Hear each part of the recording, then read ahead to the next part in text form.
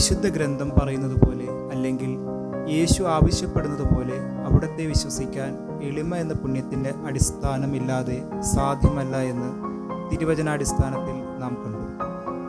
ഇനിയും ഈ വിഷയത്തെ നിസ്സംശയം സ്വീകരിക്കാൻ വിശ്വാസത്തിന് മുന്നോടിയായി യേശു തന്നെ മനുഷ്യൻ്റെ എളിമയെ പരിശോധിക്കുന്ന ചില എപ്പിസോഡുകൾ സുവിശേഷത്തിൽ നിന്ന് നമുക്ക് കണ്ടെത്താൻ ശ്രമിക്കാം. യോഹന്നാൻ്റെ സുവിശേഷം 9-ാം അധ്യായത്തിൽ യേശു ജന്മനാ അന്ധനായ ഒരുവന് കാഴ്ച നൽകുമ്പോൾ നിലത്തു തുപ്പി ചെളിയുണ്ടാക്കി അവൻ്റെ കണ്ണുകളിൽ പുരട്ടിയിട്ട് സീലോഹ എന്ന കുളത്തിൽ പോയി കഴുകുവാൻ ആവശ്യപ്പെടുന്നുണ്ട്. ഒരു ഇൻസ്റ്റൻറ്റ് ഹീലിങ്ങിന് പകരം പ്രോസസ് ഹീലിങ്ങിലൂടെ കടത്തിവിട്ടുകൊണ്ട് യേശു ആ മനുഷ്യൻ്റെ വിശ്വാസത്തെ പരിശോധിക്കുകയാണ്.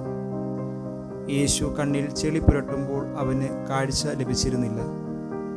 കണ്ണിൽ പുരട്ടിയ ചെളിയുമായിട്ടാണ് അവൻ സീലോഹ കുളത്തിലേക്ക് പോയത്. പോകുന്ന വഴിയിൽ ഇവനെ ജനം പരിഹസിച്ചിരിക്കണം.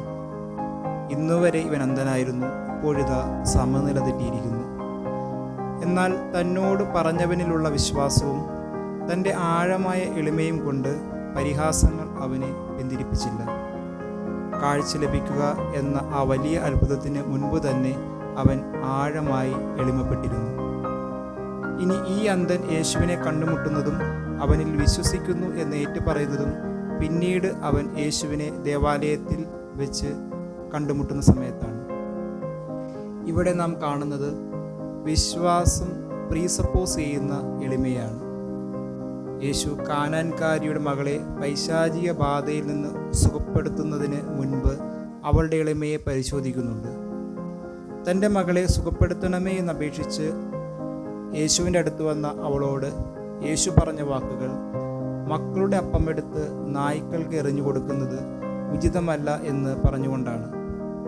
വിജാതിയായ ആ സ്ത്രീയെ യേശു പരോക്ഷമായി നായ എന്ന് വിളിക്കുമ്പോഴും അവൾ അലോസരപ്പെടാതെ ഒരു നായ കഴിക്കുന്ന താഴെ വീണ അപ്പകഷ്ണങ്ങൾ അവൾ യേശുവിനോട് ചോദിക്കുകയാണ്.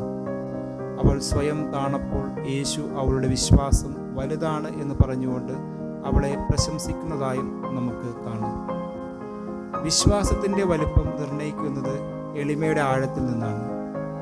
സമയത്തിൻ്റെ പരിമിതി കൊണ്ട് അടുത്ത ഒരു ഉദാഹരണത്തോടെ നമുക്ക് ഈ വിഷയം അവസാനിപ്പിക്കാം. 3-ാമത്തെ ഉദാഹരണമായി നാം കാണുന്നത് യേശു ശതാധിപൻ്റെ ഭൃത്യനെ സുഖപ്പെടുത്തുന്ന സംഭവമാണ്. ശതാധിപൻ ഒരു റോമൻ ഉദ്യോഗസ്ഥനാണ്. യേശു ഉൾപ്പെടുന്ന യഹൂദ സമൂഹം റോമൻ ഭരണത്തിന് കീഴിലാണ്. ഇനി ശതാധിപൻ 100 സൈനികരുടെ അധിപനാണ്. അതായത് ഉന്നത പദവി അലങ്കരിക്കുന്ന ഒരു റോമൻ ഉദ്യോഗസ്ഥൻ. ഇദ്ദേഹം യേശുവിനെ നേരിട്ട് സമീപിക്കുന്നത് തൻ്റെ ഭൃത്യൻ്റെ രോഗസൗഖ്യത്തിന് വേണ്ടിയിട്ടാണ്. എന്തൊരു വിരോധാഭാസമാണ്!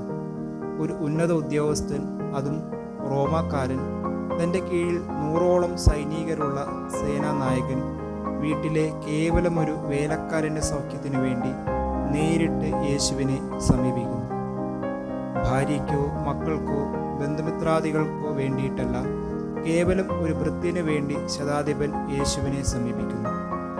എന്തും ചെയ്യാൻ തയ്യാറായി നിൽക്കുന്ന 100ഓളം സൈനികരിൽ ഒരുവനെ അയക്കാതെ തൻ്റെ ഭൃത്യനു വേണ്ടി നേരിട്ട് യേശുവിനെ സമീപിക്കുന്നിടത്ത് തന്നെ തൻ്റെ ഉന്നത സ്ഥാനത്തിൽ അഹങ്കരിക്കാതെ പാവപ്പെട്ടവനെ പോലും സ്വന്തമായി കരുതുന്ന യേശുവിൻ്റെ മഹത്വം അംഗീകരിച്ച് സ്വയം ചെറുതാകുന്ന ഒരു വിനീത ഹൃദയം ശതാധിപനിൽ നമുക്ക് കാണാം.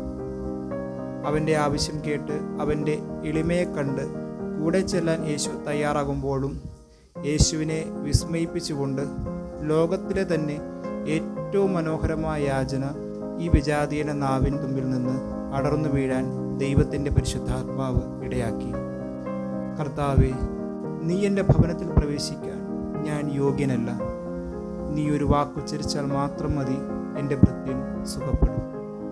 മത്തായി 8-ാം അധ്യായം 8-ാം വാക്യം. എന്തൊരു മനുഷ്യനാണ് ഈ ശതാധിപൻ!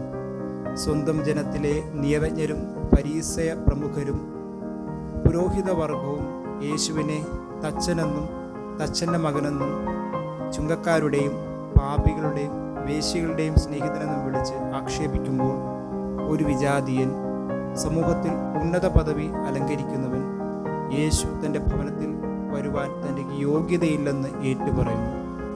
എത്ര ഉന്നതമാണ് ശതാധിപൻ്റെ വിശ്വാസം! എത്ര ആഴമേറിയതാണ് അവൻ്റെ എളിമ! ഒരു മനുഷ്യന് ലഭിക്കാവുന്ന ഏറ്റവും ഉയർന്ന കോംപ്ലിമെൻ്റാണ് ഈ മനുഷ്യന് യേശു നൽകിയത്. ഇതുപോലുള്ള വിശ്വാസം ഇസ്രായേലിൽ ഒരുവനിൽ പോലും ഞാൻ കണ്ടിട്ടില്ല. മത്തായി 8:10 യേശു ഇത് പറയുമ്പോൾ ഇസ്രായേലിനെ അതിൻ്റെ ആരംഭം മുതൽ അറിയുന്ന ദൈവം തന്നെയായ യേശുവിൻ്റെ വാക്കുകളാണിവ. ഇസ്രായേലിലെ വിശ്വാസത്തിൻ്റെ ജയൻസിനെ മലർത്തിയടിച്ച ഒരു റോമക്കാരനായ ശതാധിപൻ. എളിമ എന്ന പുണ്യം ഒരു അത്ഭുതമാണ്. അത് ദൈവത്തിൻ്റെ ഹൃദയത്തെ പിടിച്ചുലയ്ക്കുന്നതാണ്. എളിമയോടെ വിശ്വസിക്കുന്നവനെ വാരിപ്പുണരാൻ ദൈവഹൃദയം കാത്തിരിക്കുന്നു. പിതാവിൻ്റെയും പുത്രൻ്റെയും പരിശുദ്ധാത്മാവിൻ്റെയും നാമത്തിൽ ആമേൻ.